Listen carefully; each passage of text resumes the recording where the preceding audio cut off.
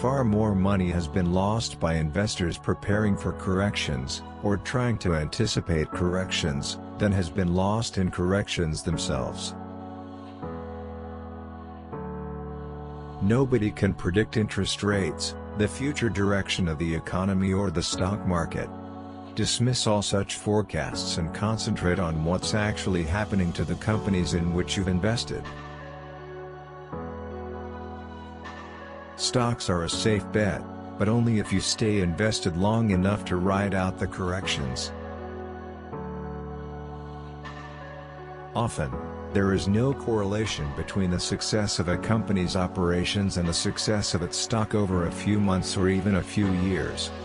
In the long term, there is a 100% correlation between the success of the company and the success of its stock. This disparity is the key to making money. It pays to be patient, and to own successful companies. In the long run, it's not just how much money you make that will determine your future prosperity. It's how much of that money you put to work by saving it and investing it.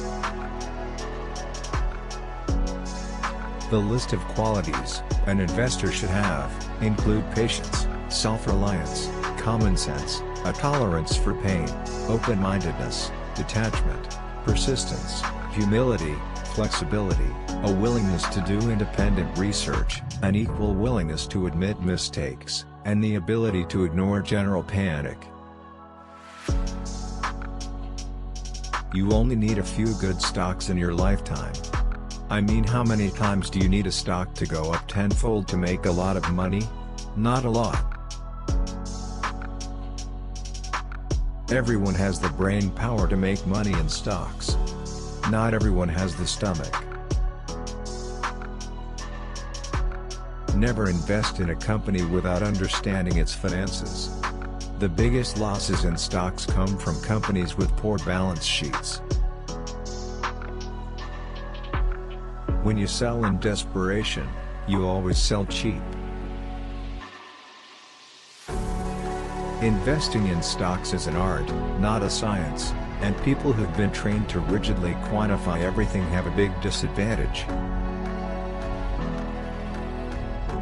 Know what you own, and know why you own it. The rule of 72 is useful in determining how fast money will grow. Take the annual return from any investment, expressed as a percentage, and divide it into 72. The result is the number of years it will take to double your money. My method for picking stocks has never changed. When businesses go from crappy to semi-crappy, there's money to be made. A price drop in a good stock is only a tragedy if you sell at that price and never buy more. To me, a price drop is an opportunity to load up on bargains from among your worst performers and your laggards that show promise. If you can't convince yourself when I'm down 25%, I'm a buyer, and banish forever the fatal thought when I'm down 25%, I'm a seller, then you'll never make a decent profit in stocks. If you can't find any companies that you think are attractive, put your money in the bank until you discover some. The stock market really isn't a gamble, as long as you pick good companies that you think will do well, and not just because of the stock price. Just because you buy a stock and it goes up does not mean you are right. Just because you buy a stock and it goes down does not mean you are wrong.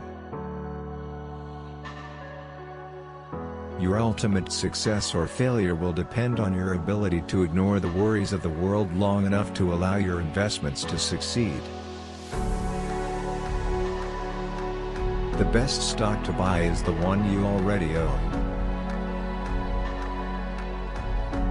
Hold no more stocks than you can remain informed on. There is always something to worry about. Avoid weekend thinking and ignoring the latest dire predictions of the newscasters. Sell a stock because the company's fundamentals deteriorate, not because the sky is falling.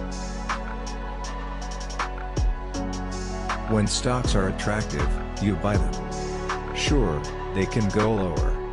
I've bought stocks at $12 that went to $2, but then they later went to $30. You just don't know when you could find the bottom.